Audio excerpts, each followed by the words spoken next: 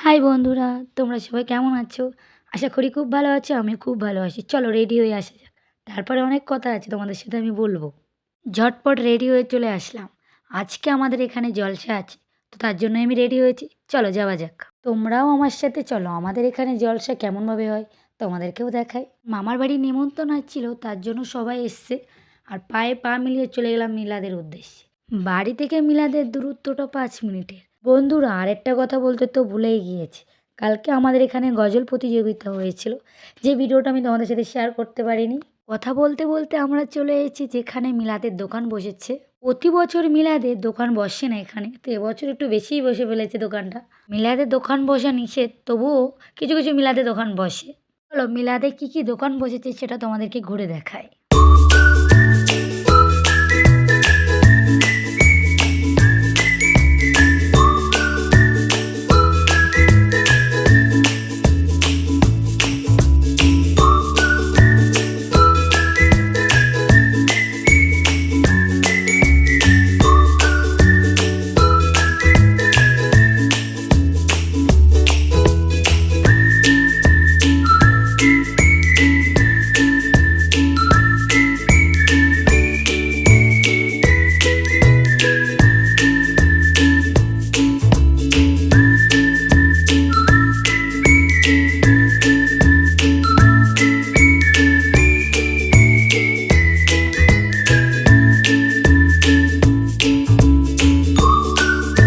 বন্ধুরা মিলাদে এসছে আর খাওয়া দাওয়া হবে না, সেটা কী করে হতে পারে বলো?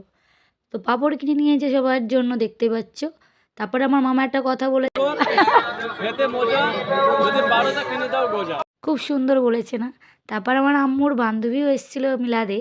তো তারপরে একটু খেয়ে নিলাম পটেটো, যেটা আমার খুব পছন্দ হয় খেতে। তো সবার জন্য তারপর পটেটো নিয়ে নিয়েছি আমরা। তো তোমাদের কেমন লাগে পটেটো খেতে? আমার কিন্তু খুব ভালোই লাগে। তারপরে এসেছি ফুচকা খেতে, দেখতেই পাচ্ছ।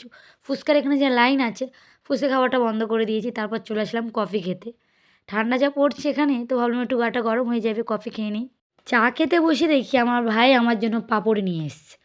বললো, "তুমি পাঁপড় খাওনি, তো তোমার জন্য আমি পাঁপড় এনেছি।" পাঁপড়টা আমার অতটা পছন্দ হয় না, কিন্তু আমার ভাই এনেছে, খেতে তো হবেই। তো তারপর একটু পাঁপড় খেয়ে নিয়েছি। বন্ধুরা আর 1 কাপ কফি খেয়ে নিলাম বসে বসে, কারণ এখানে ঠান্ডাটা খুব ভালোই লাগছিল। বন্ধুরা মেয়েদের বোঝাটা খুব কঠিন। তো কফি খেয়েছি গাটা গরম করার জন্য, তারপরে এতটাই গা গরম হয়ে গেছে তার জন্য আবার আইসক্রিম কিনে নিয়েছি।